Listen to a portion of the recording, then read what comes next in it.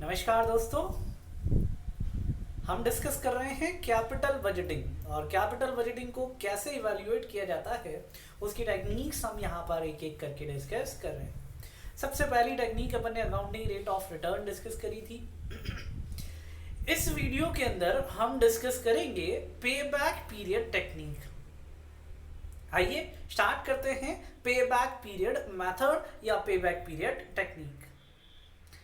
अगर हम पे बैक पीरियड की बात करें तो इसका नाम आपको क्लियरली बता रहा है कि पे बैक पीरियड आपने जो पे किया है वो वापस आपको कितने पीरियड के अंदर रिकवर हो रहा है, वो लेंथ ऑफ पीरियड, वो टाइम पीरियड हमारा क्या कहलाता है, पे बैक पीरियड। सीधी सिंपल सी बात है कि अगर आप किसी को भी पैसा दे रहे हो तो सबसे पहला क्वेश्चन दिमाग में ये आता है, भाई वापस कब दोगे पैसा। आ रही है बात समझ में? यानी कि हम सबसे पहले इसी चीज को बॉदर करते हैं कि हमारा जो इन्वेस्टमेंट है वो कितने टाइम पीरियड के अंदर रिकवर हो जाता है। उस टाइम पीरियड को अपन क्या कहते हैं, पे बैक पीरियड। आ रही है बात समझ में? क्लियर? क्या बोला बेटा? It is the time period in which investment made is recovered back। हमने जो इन्वेस्टमेंट किया है वो हमें कितने टाइम पीरियड के अंदर रिकवर हो जाता है, उस टाइम पीरियड को अपन यहाँ पर पे बैक पीरियड कहते हैं।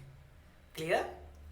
अब उसकी वर्किंग कैसे करी जाती है और कैसे कैसे इसके बेसिस पर हमारा एनालिसिस होगा वो अपन यहाँ पर देख रहे हैं। पीरियड के बेसिस पर हम यहाँ पर वर्किंग कर रहे हैं कि हमें कितने पीरियड के अंदर हमारी इन्वेस्टमेंट कॉस्ट रिकवर हो रही है। क्लियर? आइए पढ़ते हैं बेटा। It is the length of time which is required to recover the initial outlay on the project. जो इनिशियल इन्वेस्टमेंट आपने करा है, इनिशियल आउटफ्लो जो आपने प्रोजेक्ट के अंदर किया है, वो कितने पीरियड के अंदर रिकवर हो जाता है, उस टाइम पीरियड की लेंथ को अपन पे बैक पीरियड कहते हैं। Shorter the pay back period more desirable the project is. यानी कि पे बैक पीरियड जितना कम होगा हमारा प्रोजेक्ट उतना ही बेनिफिशियल कहलाएगा, उतना ही डिजायरेबल कहलाएगा और उतना ही हमारे लिए प्रॉफिटेबल कहलाएगा। क्लियर?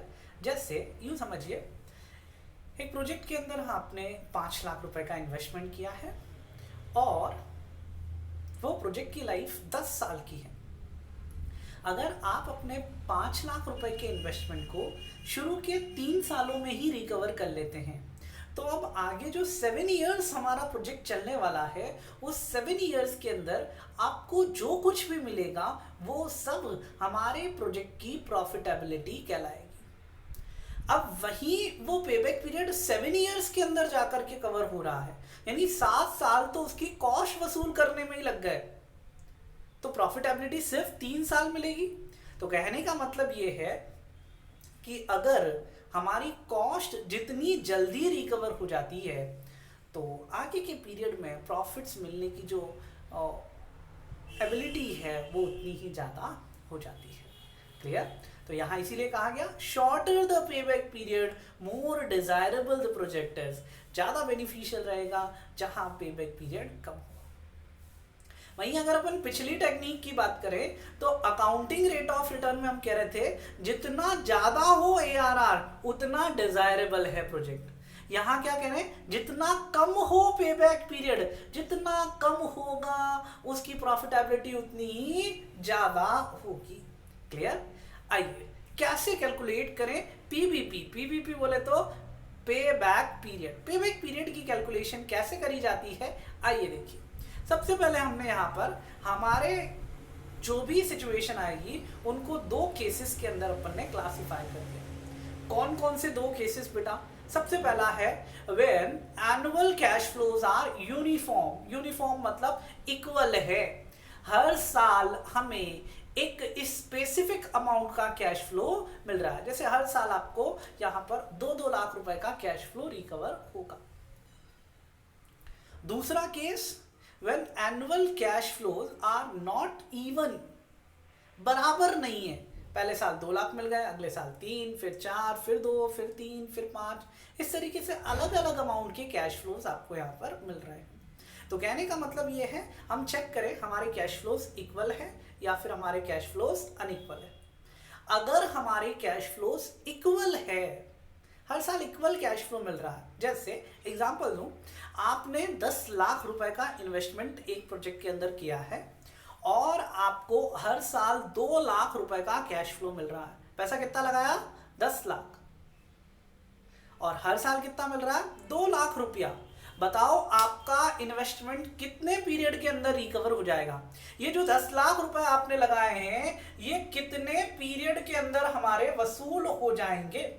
तो भैया 10 लाख लगाए हैं, हर साल 2-2 लाख रुपए मिल रहे हैं, तो 5 साल के अंदर मेरा पैसा वसूल हो जाएगा। वो वसूली का जो टाइम पीरियड है उसे हम कहते हैं पे बैक पीरियड। क्लियर? तो 5 years initial investment 10 lakh divided by annual CFAT 2 lakh, 5 lakh years जो है वो हमारा यहाँ पर क्या निकल करके आ गया? पे बैक पीरियड।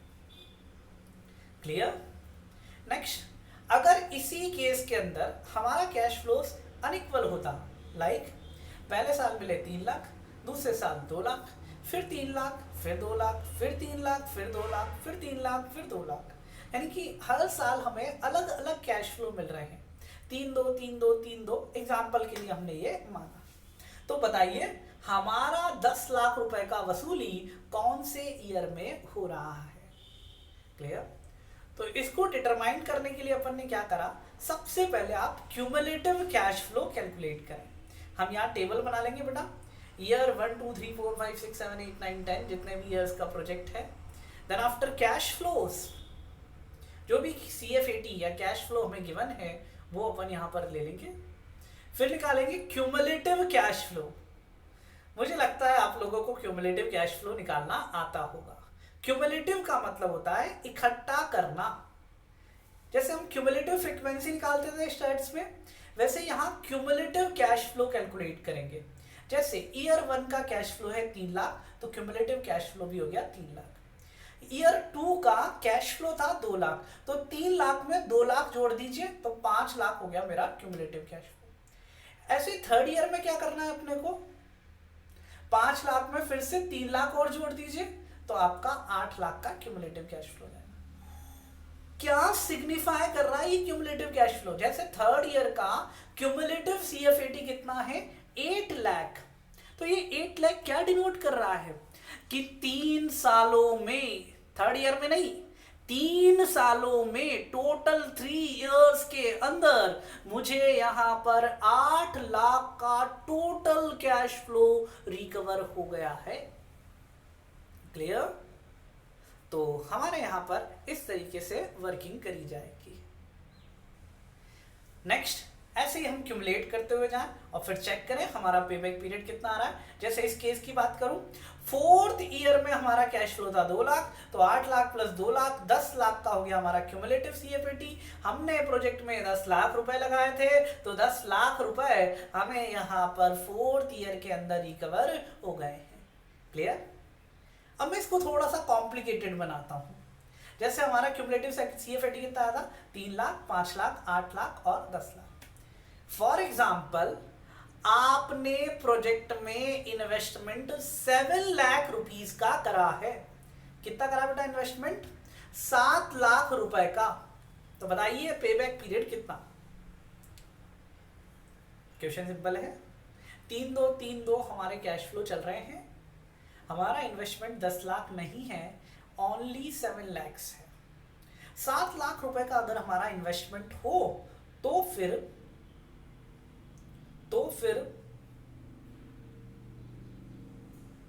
पेबैक पीरियड कितना? तो अगर मैं देखूं तो 2 साल की हमारी कॉस्ट रिकवर हो रही है 5 लाख। तीसरे साल में हमारी कॉस्ट रिकवर हो गई 8 लाख। 5 + 3 8 लाख मेरा क्यूमुलेटिव सीएफएटी है।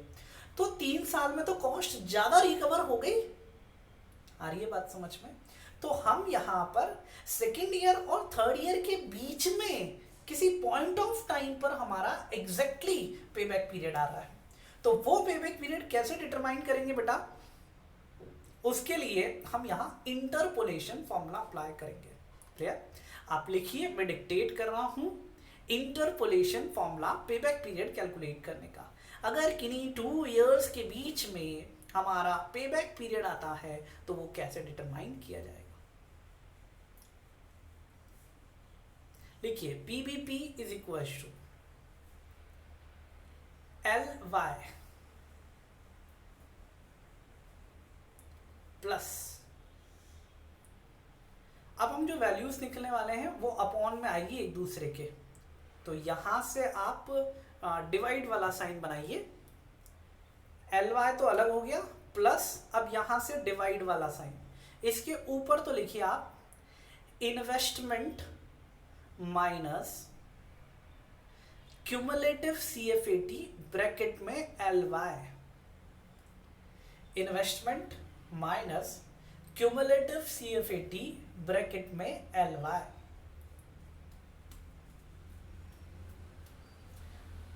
अब सिर्फ इसी के अपॉन में, यानी investment minus cumulative CFAT LY के अपॉन में cumulative CFAT HY minus cumulative CFAT LY, यानी LY plus investment minus cumulative CFAT LY divided by cumulative CFAT HY minus cumulative CFAT LY। अब इसके बाद इंटू ब्रैकेट में लिखिए HY minus LY। एक बार देखिए क्या लिखा है आपने formula, LY plus investment minus cumulative CFAT LY divided by cumulative CFAT HY minus cumulative CFAT LY into HY minus LY। Terms लिखिए बेटा, LY मतलब लोअर ईयर, LOWER, LOVER मत लिख देना बेटा, LOWER lower year. HY higher year. अपन ने cumulative CFAT के ब्रैकेट में LY लिखा था तो उसका मतलब हो गया क्यूमुलेटिव CFAT लोअर ईयर वाला, cumulative CFAT of lower year. ऐसे ही HY वाला क्यूमुलेटिव CFAT मतलब क्यूमुलेटिव CFAT ऑफ HY, यानी कि हायर ईयर का क्यूमुलेटिव CFAT। तो टर्म्स बिल्कुल सिंपल है। आइए फॉर्मूले पे फोकस करते हैं, बहुत आसान है बेटा। एग्जाम्पल आपके दिमाग में है, इन्वेस्टमेंट 7 lakhs का, CFAT थे हमारे 3 लाख, 2 लाख, 3 लाख, 2 लाख, 3 लाख, 2 लाख, ऐसे करके हमारे CFAT चल रहे थे। हमने क्यूमुलेटिव CFAT निकाला 3 लाख, 5 लाख, अगला 8 लाख और 10 लाख। तो हमारा जो 7 लाख का इन्वेस्टमेंट है वो ईयर 2 और ईयर 3 के बीच में कहीं रिकवर हो रहा है। कैसे पता चला? क्या बोला बेटा? हमारा जो इन्वेस्टमेंट अमाउंट है 7 लाख रुपए का, वो ईयर 2 और 3 के बीच में रिकवर हो रहा है, क्योंकि ईयर 2 तक 5 लाख रुपए रिकवर हुए थे और ईयर 3 में टोटल 8 लाख हो गए हैं। 7 लाख, 5 लाख और 8 के बीच में कहीं आता है, यानी कि इनका recovery point of time 2 years और 3 इयर्स के बीच में। तो भैया 2 से तो कुछ ज्यादा टाइम लगेगा, तो यहां लोअर ईयर का मतलब क्या हो गया? सेकेंड ईयर, और हायर ईयर का मतलब क्या हो गया? Third year. यानी जिन 2 इयर्स के बीच में हमारी वैल्यू आ रही है, उन 2 इयर्स में छोटे वाले ईयर को लोअर ईयर कहेंगे और बड़े वाले ईयर को हायर ईयर कहेंगे। छोटा ईयर छोटे मियाँ, हायर ईयर बड़े मियाँ। आ रही है बात समझ में? तो लोअर ईयर और हायर ईयर जो है वो हमारे इन्वेस्टमेंट से आइडेंटिफाई होंगे। 7 लाख का इन्वेस्टमेंट है तो हमारे यहां पर लोअर ईयर और हायर ईयर कौन से कहलाएंगे? सेकेंड ईयर और थर्ड ईयर। अगर इसी क्वेश्चन के अंदर मैं कहूं कि मेरा इन्वेस्टमेंट तो 9 लाख का है, तो 9 लाख कहां आ रहा है बेटा? थर्ड ईयर और 4 ईयर के बीच में थर्ड ईयर का क्यूमुलेटिव सीएफएटी कितना है 8 लाख, फोर्थ ईयर का क्यूमुलेटिव सीएफएटी कितना है 10 लाख। तो आपको पता चल रहा है कैसे लोअर ईयर और हायर ईयर आइडेंटिफाई करना है। हमें देखना है जो क्यूमुलेटिव कैश फ्लो है उनमें हमारा पेबैक पीरियड, हमारा इन्वेस्टमेंट कहां रिकवर हो रहा है। एग्जैक्ट रिकवर हो रहा है तो वो पेबैक पीरियड हो गया, जैसे हमने 10 लाख का एग्जांपल लिया था, 4 year will be payback period. लेकिन अगर किन्हीं ईयर्स के बीच में आ रहा है तो जिन 2 ईयर्स के बीच में वो आ रहा है उन 2 ईयर्स को अपन यहाँ पर इंटरपोलेट कर रहे हैं, तो उनमें जो छोटा ईयर है वो लोअर ईयर कहलाएगा और उनमें जो बड़ा ईयर है वो मेरा हायर ईयर कहलाएगा। तो यहाँ देखो 2 से तो कुछ ज्यादा टाइम लगेगा, देसी बात कर रहे हैं, 2 ईयर से कुछ ज्यादा टाइम लगेगा क्योंकि 2 साल में तो 5 लाख रुपए की ही वसूली हुई है। अब तीसरे साल का कितना ईयर लगेगा भैया, तीसरे साल में टोटल रिकवरी हो रही है 3 लाख की, क्योंकि तीसरे साल का सीएफएटी कितना है बेटा 3 लाख रुपए। क्लियर? तो यहां हमने क्या करा, 3 लाख का मेरा सीएफएटी है, तो 3 लाख का जब आपका सीएफएटी है तो उसकी वर्किंग कैसे करी जाएगी, उसकी वर्किंग करने के लिए हमने यहां पर क्या करा, 3 लाख में से 2 लाख हमें और चाहिए। कैसे पता चला 2 लाख और चाहिए, 7 लाख टोटल रिकवर करने हैं, उसमें से 5 लाख रिकवर हो चुके हैं। इन्वेस्टमेंट माइनस क्यूमुलेटिव सीएफएटी, 2 लाख की रिकवरी और बाकी है, डिवाइडेड बाय 3 लाख यानी 2/3 ईयर यानी 0.667 ईयर्स और काम करना पड़ेगा। तो पेबैक पीरियड आ गया मेरा simply 2.667 years. Lower year 2 plus investment minus cumulative CFAT lower year यानी कि 7 lakh minus 5 lakh whole divided by 8 lakh minus 5 lakh. Clear? कोई डाउट इसके अंदर? इंटू कर देंगे 3 माइनस 2। यहाँ इंटरपोलेशन फॉर्मूले में 3 माइनस 2 का कोई मतलब ईयर के डिफरेंस का कोई बहुत इंपैक्ट नहीं आएगा क्योंकि उनका डिफरेंस हमेशा 1 होगा। इसी फॉर्मूले को आगे मैं गो टेक्निक में यूज करवाऊंगा, इसलिए मैंने कॉमनिटी के बेसिस पर इस फॉर्मूले को भी यहाँ पर पूरा बताया है, higher year minus lower year. ठीक है, तो देखिए क्या लिखा है यहाँ, when annual cash flows are uniform equal है, तो सिंपल फॉर्मूला हो गया, लिख लीजिए आप इसको कॉपी में, पीबीपी इज यानी कि इक्वल्स लगा दीजिए, PBP equals to initial investment divided by annual cash flow यानी इन्वेस्टमेंट अपॉन सीएफएटी, अगर इक्वल है तो। लेकिन अगर अनइक्वल है तो PBP is calculated by cumulating and observing the cash flow. तो स्टेप नंबर 1 में आप क्यूमुलेटिव सीएफएटी कैलकुलेट करेंगे और स्टेप 2 में अपना फॉर्मूला लगा करके यहाँ पर वर्किंग कर देंगे। क्लियर? कोई डाउट बेटा इसके अंदर? पक्का? और देखो यार, बिल्कुल देसी दिमाग लगाना है अपने को, तो यूं समझ लो कि इस अप्रोच में निकालना क्या चाह रहे हैं वो अगर हम देख लेंगे तो हमें फॉर्मूलों की जरूरत ही नहीं पड़ेगी। वैसे फॉर्मूला हमें याद होना चाहिए क्योंकि कभी कभी फॉर्मूले के बेसिस पर क्वेश्चन आ जाएगा आपका एमसीक्यू, लेकिन न्यूमेरिकल सॉल्व करने के लिए आपका बेसिक मतलब बनिया बुद्धि चलनी चाहिए। यार मैंने कहीं 10 लाख रुपए लगाए थे, पहले साल भाई साहब ने मुझे कितने रुपए दे दिए, 3 लाख रुपए दे दिए, तो मैं क्या लिख दूंगा 7 लाख मेरा और बाकी है।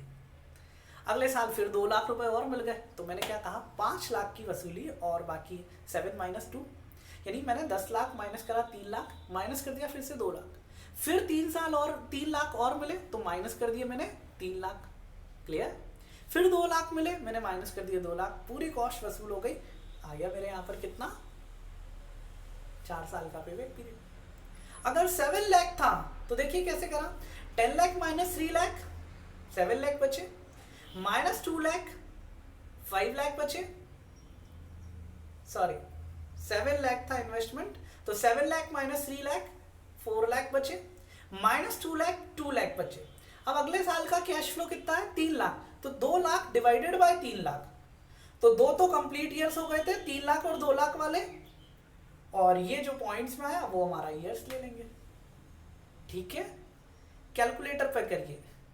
आइए एक क्वेश्चन से अपन ये वर्किंग करते हैं, ज़्यादा आसान हमें यहाँ पर लगेगा।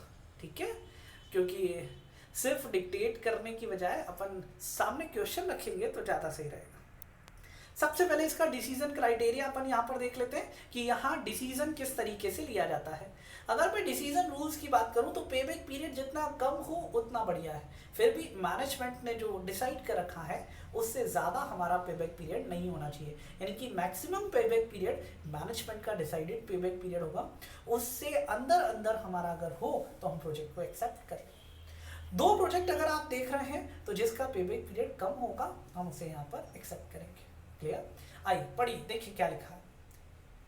Accept the project if the payback period calculated for it is less than the maximum set by the management. Management ने जो मैक्सिमम पेबैक पीरियड सेट कर रखा है उससे अंदर अंदर अगर हमारा पेबैक पीरियड आता है तो हम उसे एक्सेप्ट करेंगे। Reject the project if it is otherwise, अगर कुछ उल्टा हो तो फिर हम यहाँ पर रिजेक्ट कर देंगे।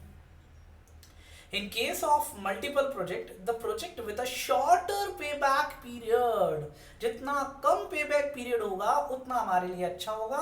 shorter payback period को हम यहाँ पर accept कर लेंगे।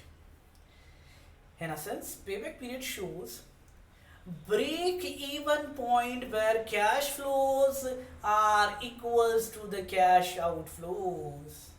हमने जो पैसा इन्वेस्ट किया है उतना पैसा रिकवर होने में जो टाइम पीरियड लग रहा है उस पीरियड को अपन ब्रेक इवन पॉइंट कह रहे हैं। यानी इस पीरियड तक हमें कोई फायदा नहीं मिला है, सिर्फ हमारी आउटफ्लो जितनी कॉस्ट रिकवर हुई है। इसके बियॉन्ड अब जो भी मिलेगा वो सब हमारा सरप्लस है, वो सब हमारा फायदा है, प्रॉफिट है, प्रॉफिटेबिलिटी है। Clear? Any inflows beyond this period are surplus inflows, जो कुछ मिलता है वो हमारा सरप्लस है। क्लियर? आइए एडवांटेज और डिसएडवांटेज मैं यहाँ पर न्यूमेरिकल्स के बाद डिस्कस करूंगा बेटा। आइए, बहुत सिंपल सा क्वेश्चन है, कैलकुलेट करना है आपको payback period and advice. Project A और प्रोजेक्ट बी के यहाँ कैश फ्लोज दे रखे हैं, ईयर्स 1 2 3 4, 5000, 4000, 3000 और 2000 और 10000। ऐसे ही प्रोजेक्ट बी में 2 3 4 और 5, यानी सेम कैश फ्लोज मिल रहे हैं लेकिन उनकी टाइमिंग्स का जो है वो यहाँ पर डिफरेंस है। आइए हम यहाँ पर सबसे पहले देखते हैं प्रोजेक्ट ए का। तो पहले तो हम जो टेक्निकल तरीका है उस तरीके से यहाँ पर क्वेश्चन सॉल्व करते हैं, फिर हम कैलकुलेटर पर आसानी से कैसे सॉल्व किया जाता है उसे देखेंगे। स्टेप नंबर 1 लिखिए, क्यूमुलेटिव CFAT। तो ईयर, कैश फ्लो और अगला कॉलम बनाएंगे cumulative cash flow. Year, cash flow, cumulative cash flow. Year है बेटा 1 2 3 4, कैश फ्लो है 5000, 4000 और 3000, 2000। आइए क्यूमुलेट करते हैं। 5000 पहले साल का, इसमें 4000 और जोड़े तो कितना आ गया 9000, 5000 प्लस 4000 9000, फिर प्लस 3000 12000, फिर प्लस 2000 14000। तो ईयर 1 2 3 4 इनकी कैश फ्लो 5000, 4000, 3000, 2000। क्यूमुलेटिव निकालना आ गया, बहुत आसान है। ईयर बाई ईयर जोड़ते हुए चलिए, 5000 में 4000 जोड़े दूसरे साल का आ गया 9000, 9000 में 3000 और जोड़े 12000 तीसरे साल का आ गया, 12000 में 2000 और जोड़े 14000। ठीक है, 14000 हमें टोटल कैश फ्लो इस प्रोजेक्ट से मिल रहा है। मुद्दा यह है हमने इन्वेस्ट किया है 10,000, बताइए 10,000 की रिकवरी किस पॉइंट ऑफ टाइम पर हो रही है। 10,000 रुपीज किस पॉइंट ऑफ टाइम पर रिकवर हो रहे हैं ये हमें यहाँ पर बताना है। बताओ बेटा 10,000 रुपीज की रिकवरी कौन से ईयर के अंदर हो रही है, बोलिए। 10,000 रुपीज की रिकवरी किस पॉइंट ऑफ टाइम पर हो रही है। तो देखिए एग्जैक्ट तो नहीं आ रहा है हमारा आ रहा है 9,000 और 12,000, यानी सेकेंड ईयर और थर्ड ईयर के बीच में हमारा 10,000 कहीं आ रहा है। क्लियर? तो इनके बीच में आपको फॉर्मूला लगाना है। सबसे पहले अपन फॉर्मूला लिखेंगे बेटा, L Y plus investment minus cumulative C F A T L Y divided by cumulative C F A T H Y minus cumulative C F A T L Y. फिर से लिखो L Y plus investment minus cumulative C F A T L Y divided by, divide किसके upon में है बेटा, investment से लेकर के डिवाइड में, एल वाई अलग है, इन्वेस्टमेंट से डिवाइड का साइन बना है, cumulative C F A T H Y minus cumulative C F A T L Y into कर दे H Y minus L Y. Clear? आ रही है बात समझ में? कैसे वर्किंग करेंगे अपन यहाँ पर एल वाई।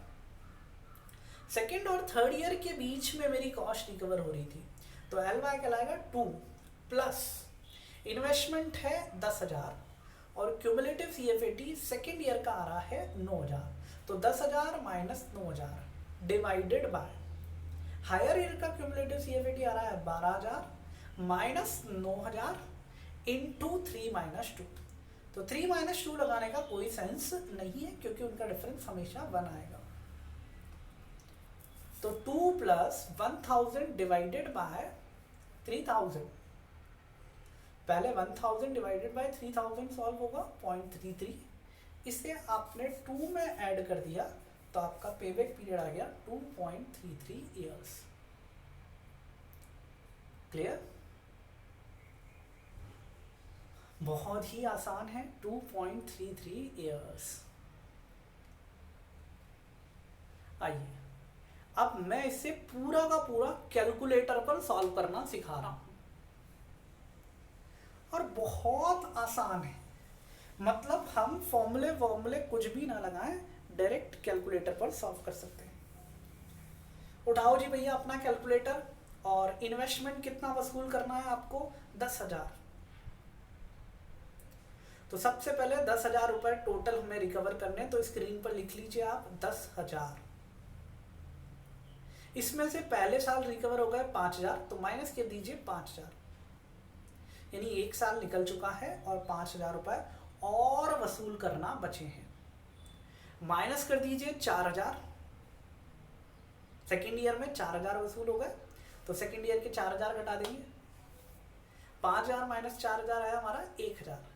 इसका इंटरप्रिटेशन बताओ कि 2 साल हम पैसा वसूल कर चुके हैं, अभी 1,000 और वसूल करना बाकी है, तो अगला साल देखिए 3,000 मिल रहा है, तो ज्यादा हो गया तो डिवाइड कर दीजिए, 1,000 डिवाइडेड बाय 3,000, तो ये आ गया 0.33।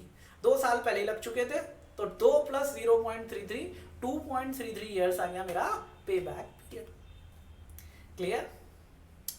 आइए शॉर्टकट से अपन प्रोजेक्ट बी का कर लेते हैं।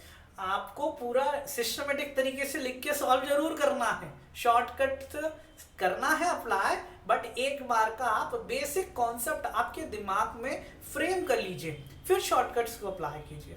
ठीक है? आइए मैं यहाँ पर सीधे शॉर्टकट से कर रहा हूँ प्रोजेक्ट बी, आपको प्रॉपर लिख करके इसको सॉल्व करना रहेगा।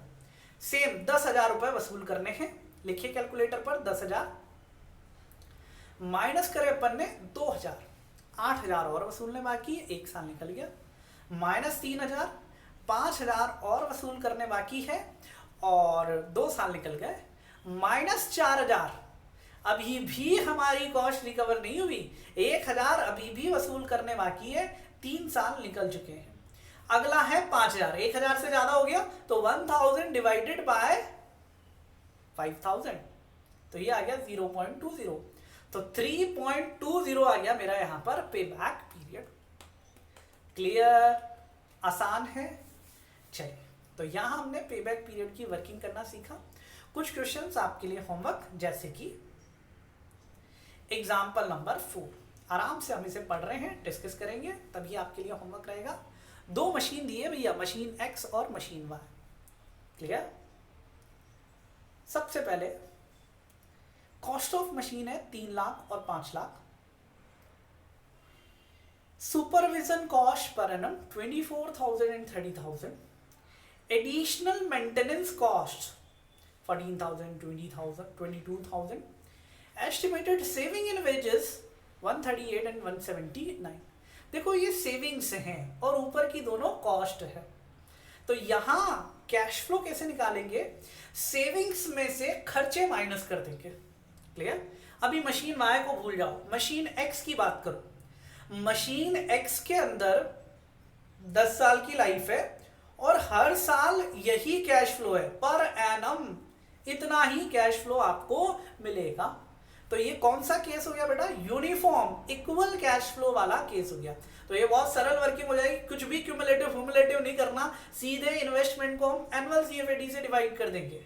ठीक है, तो सबसे पहले यहां पर अपन सेविंग्स लें 138, इसमें से खर्चे घटा दें, हमारा पीबीडीटी आ जाएगा। अब देखो मैंने एक बात कही थी आपसे कि अगर क्वेश्चन में टैक्स रेट नहीं गिवन हो, जैसे क्वेश्चन में देखो पूरा कहीं टैक्स रेट गिवन नहीं है, तो जो पीबीडीटी आया है उसका दूसरा नाम क्या था, कैश फ्लो बिफोर टैक्स। अब जब टैक्स है ही नहीं तो यही कैश फ्लो बिफोर टैक्स क्या कहलाएगा, कैश फ्लो आफ्टर टैक्स। ये पॉइंट ध्यान रखना है आपको। क्या कहा, पीबीडीटी ही सीएफएटी कहलाएगा अगर टैक्स रेट नहीं हो या इग्नोर टैक्सेशन कहा हो। क्लियर, आ रही है बात समझ में। यानी कि हम टैक्स को इग्नोर करेंगे किन सिनारियों में, अगर हमें यहां पर टैक्स रेट अवेलेबल नहीं हो, पीबीडीटी ही हमारा सीएफएटी। मतलब आप देखो आपकी कितनी वर्किंग बच गई, आपको डेप्रिसिएशन निकालना ही नहीं पड़ा, जो पीबीडीटी आया वही सीएफएटी निकल गया। ठीक है, क्योंकि टैक्स नहीं है तो डेप्रिसिएशन तो वैसे भी नॉन कैश आइटम है, इसलिए जो पीबीडीटी है वही हमारा सीएफएटी कहलाएगा। तो 138 में से 24,000 और 14,000 घटाया तो 1 लाख आ गया। कॉस्ट लगाई है आपने 3 लाख की मशीन पर और हर साल 1 लाख रुपए मिल रहे हैं, 3 lakh divided by 1 lakh, payback period आ गया 3 साल। क्लियर, ये मैंने थोड़ा स्पीड में डिस्कस करते हुए बताया, आप आराम से इसे सॉल्व कीजिएगा एग्जाम्पल नंबर 4 को। नेक्स्ट